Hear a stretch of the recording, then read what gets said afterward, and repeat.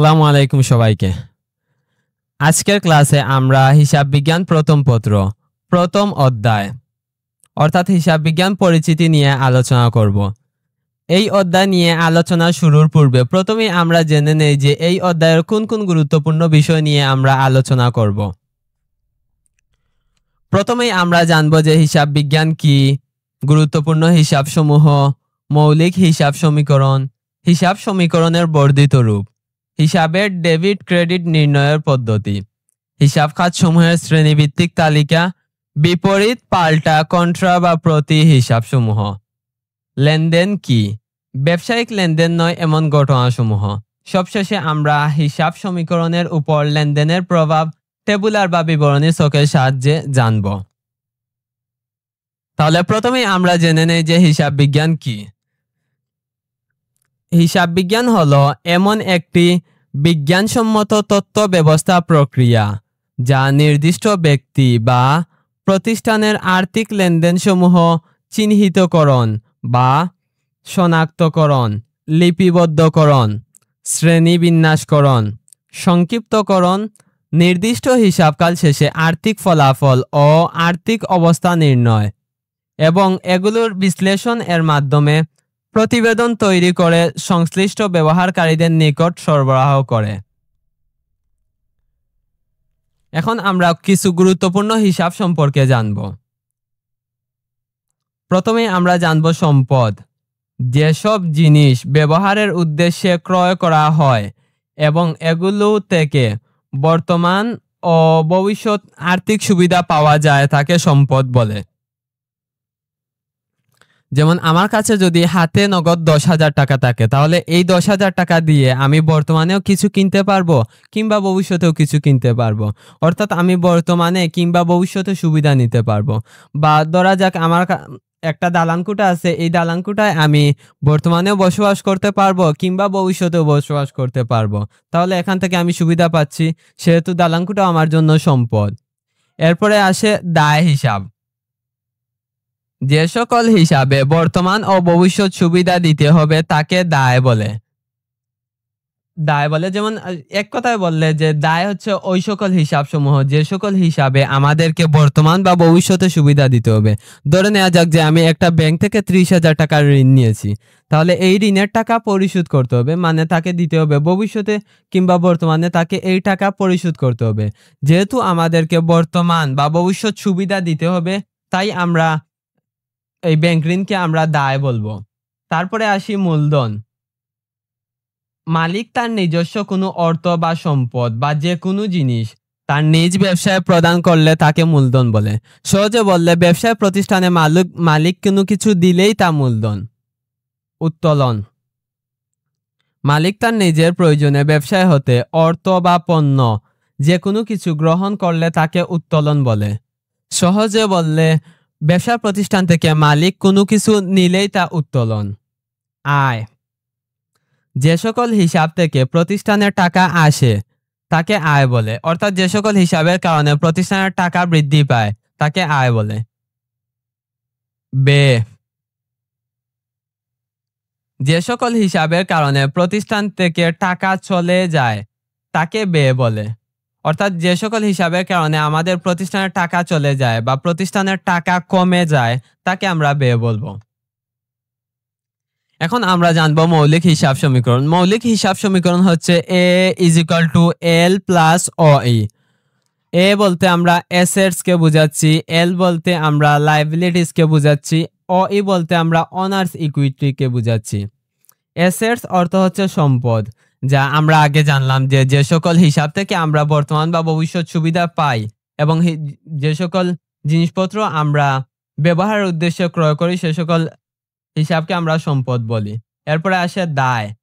দায় হচ্ছে আমরা আগে জানলাম যে যে সকল হিসাবে আমরা বর্তমান বা ভবিষ্যৎ সুবিধা দিতে হবে তাকে দায় বলে। এরপরে আছে মালিকানা সত্ত্ব। মালিকানা সত্ত্ব বলতে ব্যবসায় মালিকের সত্ত্ব বা যতটুকু মালিকের দাবি আছে ততটুকুকে বোঝায়। আমরা এই সমীকরণে বলছে যে সম্পদ = দায় প্লাস মালিকানা সত্ত্ব, অর্থাৎ প্রতিষ্ঠানের দায় ও মালিকানা সত্ত্ব যতটুকু হবে তার সমান সম্পদ হবে।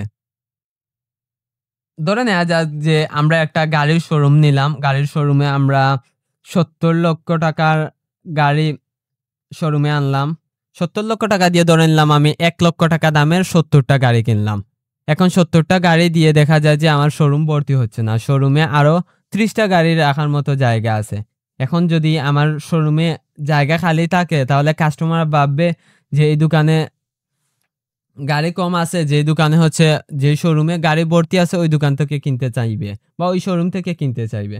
তাহলে আমি কি চাইবো? আমি চাইবো যে আরো 30টা গাড়ি কারো কাছ থেকে টাকা ধার নিয়েও কিনি, পরবর্তীতে তাকে দিয়ে দিব, প্রয়োজনে আমরা লাভ সহ দিয়ে দিব। তাহলে আরো 30টা গাড়ি ক্রয় করার জন্য আমি ধরে নিলাম যে ব্যাংক থেকে আমি 30 লক্ষ টাকা ঋণ নিলাম। ব্যাংক থেকে 30 লক্ষ টাকা ঋণ নিলাম। 30 লক্ষ টাকার ঋণ নিয়ে আমি গাড়ি কিনলাম। তাহলে আমার মালিকানা সত্ত্ব, অর্থাৎ আমার সত্ত্ব ছিল 70 লক্ষ টাকা, আর আমি দায়ে অর্থাৎ 30 লক্ষ টাকার ঋণ নিলাম। তাহলে এখন আমার প্রতিষ্ঠানে 100টি গাড়ি হলো। আগে ছিল 70টি গাড়ি, আর এখন ঋণ নিয়ে আরো 30টি গাড়ি কিনলাম। তাহলে আমার প্রতিষ্ঠানে এখন 100টি গাড়ি হলো। প্রতিটা গাড়ির মূল্য যদি 1 লক্ষ টাকা হয় তাহলে 100টি গাড়ির মূল্য দাঁড়ায় আমাদের 1 কোটি টাকা। তাহলে আমার দায় ও মালিকানা সত্ত্বকে যোগ করলে আমরা 1 কোটি টাকা পাই। আবার আমার প্রতিষ্ঠানের সম্পদও আছে 1 কোটি টাকার। তাহলে আমরা ধরেই নিতে পারি যে মৌলিক হিসাব সমীকরণের সম্পদ ইকুয়াল টু দায় প্লাস মালিকানা সত্ত্ব সমীকরণটি একদম সত্য এবং যথার্থ। এরপর আমরা হিসাব সমীকরণের বর্ধিত রূপ দেখব। হিসাব সমীকরণের বর্ধিত রূপের মধ্যে a equal to l plus এতটুকু আমরা মৌলিক হিসাব সমীকরণেও ছিল। শুধুমাত্র OE অর্থাৎ অনার্স ইকুইটি, যাকে আমরা মালিকানা সত্ত্ব বলে জানতাম, ওই অংশটাকে আমরা বর্ধিত করে c plus r minus ex minus d করেছি। এ বলতে আমরা অ্যাসেটস কে বুঝাই, এল বলতে আমরা লায়াবিলিটিস কে বুঝাই, সি বলতে আমরা ক্যাপিটাল কে বুঝাই, আর বলতে আমরা রেভিনিউ কে বুঝাই, ইএক্স বলতে আমরা এক্সপেন্স কে বুঝাই, ডি বলতে ড্রয়িংস কে বুঝাই। অ্যাসেটস বলতে আমরা সম্পদ কে বুঝাই, লায়াবিলিটিস অর্থ হচ্ছে দায়, ক্যাপিটাল অর্থ হচ্ছে মূলধন, এক্সপেন্স অর্থ হচ্ছে খরচ, আর রেভিনিউ অর্থ হচ্ছে আয়, ড্রয়িংস অর্থ হচ্ছে উত্তোলন। এখানে আমরা মৌলিক হিসাব সমীকরণের থেকে শুধুমাত্র মালিকানা সত্ত্বর অংশটুকু একটু বর্ধিত করলাম। এটার মানেও একই হচ্ছে যে সম্পদ যতটুকু হবে প্রতিষ্ঠানের দায় ও মালিকানা সত্ত্বের যোগফল ততটুকুই হবে। এখন বোঝার বিষয় হচ্ছে এখানে আমরা মালিকানা সত্ত্বের আগে কোনো সাইন দেয়া নেই, প্লাস বা মাইনাস কোনো চিহ্ন দেয়া নেই। আমরা স্বাভাবিকভাবে জানি যে কোনো হিসাবের আগে যদি প্লাস অথবা মাইনাস দেয়া না থাকে তাহলে আমরা এটাকে স্বাভাবিকভাবে প্লাস ধরে নেই। তাহলে মূলধন হিসাবে এখানে প্লাস আছে। মূলধন প্লাস কারণ হচ্ছে প্রতিষ্ঠানে যদি মূলধন আনা হয় তাহলে মূলধন কে আনে? মালিক আনে মূলধন। মালিক যদি প্রতিষ্ঠানে মূলধন আনে তাহলে তো প্রতিষ্ঠানে মালিকের দাবি বৃদ্ধি পায়, দ্যাট মিন্স মালিকানা সত্ত্ব বৃদ্ধি পায়। মূলধন আনলে প্রতিষ্ঠানের মালিকানা সত্ত্ব বৃদ্ধি পায়, তাই এখানে মূলধনকে আমরা যোগ করেছি। ঠিক আছে, এরপর আয়কে আমরা যোগ করেছি, কারণ প্রতিষ্ঠানে যদি আয় বৃদ্ধি পায় তাহলে প্রতিষ্ঠানে মালিকের দাবি আরো বৃদ্ধি পায়, মালিকের দাবি বৃদ্ধি পায় অর্থাৎ মালিকানা সত্ত্ব বৃদ্ধি পায়, তাই আমরা আয়কেও প্লাস করেছি। খরচকে আমরা মাইনাস দেখিয়েছি, কারণ খরচ হলে প্রতিষ্ঠানে ব্যয় হলে প্রতিষ্ঠানের মালিকানা সত্ত্ব হ্রাস পায়, তাই আমরা খরচকে মাইনাস হিসাবে দেখিয়েছি। এরপরে উত্তোলনকেও আমরা মাইনাস হিসাবে দেখিয়েছি, কারণ উত্তোলন হলে প্রতিষ্ঠানের মালিকানা সত্ত্ব হ্রাস পায়, তাই আমরা উত্তোলন হিসাবকে মাইনাস আকারে দেখিয়েছি। এরপরে আমরা হিসাবের ডেবিট ক্রেডিট নির্ণয়ের দুটি পদ্ধতি সম্পর্কে জানব। প্রথমেই আমরা জানব সনাতন বা প্রচলিত পদ্ধতি নিয়ে। সনাতন বা প্রচলিত পদ্ধতিতে 3 প্রকারের হিসাব আছে। এক হচ্ছে ব্যক্তিবাচক হিসাব, 2 হচ্ছে সম্পত্তিবাচক হিসাব, আর 3 হচ্ছে নামিক হিসাব বা আয় ব্যয়বাচক হিসাব। যেহেতু আমরা এইচএসসি হিসাব বিজ্ঞানের প্রথম পত্র কিংবা দ্বিতীয় পত্র, 2টা পত্রের মধ্যে সব থেকে বেশি আমরা হিসাব সমীকরণ ভিত্তিক পদ্ধতি নিয়ে আলোচনা করি, তাই এই সনাতন বা প্রচলিত পদ্ধতি খুব কমই আসে। তবে সনাতন বা প্রচলিত পদ্ধতির আয় ব্যয়বাচক হিসাবটা আমাদের এমসিকিউর জন্য অত্যন্ত গুরুত্বপূর্ণ। তাহলে প্রথমে আমরা দেখব ব্যক্তিবাচক হিসাব। ব্যক্তিবাচক হিসাবের ক্ষেত্রে সুবিধা গ্রহণকারী বা গ্রহীতার হিসাব ডেবিট, অর্থাৎ যে সুবিধা গ্রহণ করবে তার হিসাব ডেবিট হবে।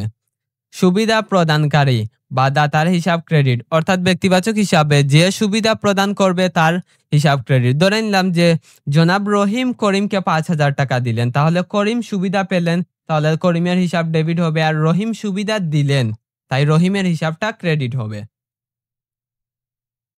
এরপরে আসি আমাদের সম্পত্তিবাচক হিসাবে। সম্পত্তিবাচক হিসাবে সম্পত্তি বৃদ্ধি পেলে ডেবিট এবং সম্পত্তি হ্রাস পেলে ক্রেডিট হবে। অর্থাৎ যদি প্রতিষ্ঠানের সম্পদ বৃদ্ধি পায় তাহলে আমরা তার ডেবিট করব এবং প্রতিষ্ঠানের সম্পদ যদি হ্রাস পায় তাহলে তা আমরা ক্রেডিট করব।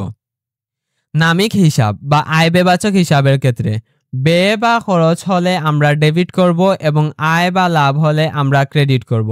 একইভাবে বলে রাখা ভালো যে ব্যয় বা খরচ বৃদ্ধি পেলে আমরা ডেবিট করব, আবার ব্যয় বা খরচ যদি হ্রাস পায় তাহলে আমাদের ক্রেডিট করতে হবে। আয় বা লাভ বৃদ্ধি পেলে আমরা ক্রেডিট করব, কিন্তু আয় বা লাভ যদি হ্রাস পায় তাহলে আবার ডেবিট করতে হবে। এখন আমরা আধুনিক বা হিসাব সমীকরণ ভিত্তিক পদ্ধতি নিয়ে আলোচনা করব। এই পদ্ধতিটি অত্যন্ত গুরুত্বপূর্ণ, কারণ এই পদ্ধতি অনুযায়ী আমরা জাবেদা শিখব, জাবেদার মাধ্যমে আমরা লিপিবদ্ধকরণ শিখব, আর জাবেদা যদি ভুল হয় তাহলে পরবর্তী কোনো ধাপে আমরা সঠিকভাবে যেতে পারবো না। তাহলে আধুনিক বা হিসাব সমীকরণ ভিত্তিক পদ্ধতিতে 5 প্রকারের হিসাব রয়েছে। প্রথমে আছে সম্পদ হিসাব। সম্পদ বৃদ্ধি পেলে ডেবিট হবে, সম্পদ হ্রাস পেলে ক্রেডিট হবে। কারণ প্রতিষ্ঠানের হিসাব সমীকরণ অনুযায়ী আমাদের প্রতিষ্ঠানে যদি সম্পদ বৃদ্ধি পায় তাহলে আমরা ডেবিট করব এবং প্রতিষ্ঠানে যদি সম্পদ হ্রাস পায় তাহলে তা ক্রেডিট করব। এরপরে প্রতিষ্ঠানে যদি ব্যয় বা খরচ বৃদ্ধি পায় তাহলে তা আমরা ডেবিট করব, আর ব্যয় বা খরচ যদি হ্রাস পায় তাহলে তা আমরা ক্রেডিট করব। দায়বাচক হিসাবের ক্ষেত্রে দায় বৃদ্ধি পেলে আমরা ক্রেডিট করব এবং দায় হ্রাস পেলে আমরা ডেবিট করব। মালিকানা সত্ত্ব হিসাবের ক্ষেত্রে আমরা মালিকানা সত্ত্ব যদি বৃদ্ধি পায় তাহলে ক্রেডিট করব এবং মালিকানা সত্ত্ব যদি হ্রাস পায় তাহলে তা ডেবিট করব। আয় হিসাবের ক্ষেত্রেও আমরা আয় বৃদ্ধি পেলে আমরা ক্রেডিট করব এবং আয় হ্রাস পেলে আমরা ডেবিট করব। এখন যদি আমরা একটু লক্ষ্য করি তাহলে দেখতে পাবো যে সম্পদ আর ব্যয় হিসাবের ক্ষেত্রে যদি বৃদ্ধি পায় তাহলে ডেবিট হয়, আর যদি হ্রাস পায় তাহলে ক্রেডিট হয়। আবার দায়, মালিকানা সত্ত্ব এবং আয় হিসাবের ক্ষেত্রে যদি বৃদ্ধি পায় তাহলে ক্রেডিট হয়, আর যদি হ্রাস পায় তাহলে ডেবিট হয়। এখানে কারণ আছে, উপযুক্ত কারণ আছে। আমরা যদি দেখি যে সম্পদের ক্ষেত্রে সম্পদ বৃদ্ধি পেলে ডেবিট হয় আর সম্পদ বৃদ্ধি পেলে ডেবিট হয়।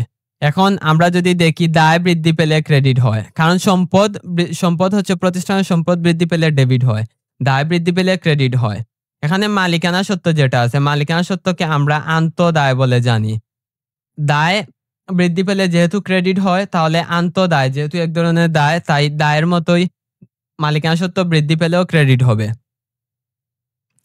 আয় বৃদ্ধি পেলে আমাদের মালিকানা সত্ত্ব বৃদ্ধি পায়। মালিকানা সত্ত্ব বৃদ্ধি পেলে যেহেতু ক্রেডিট হয়, এ কারণেই আয় হিসাব বৃদ্ধি পেলে আমরা মালিকানা সত্ত্বের মতো বৃদ্ধি পেলে ক্রেডিট, হ্রাস পেলে ডেবিট করে থাকি।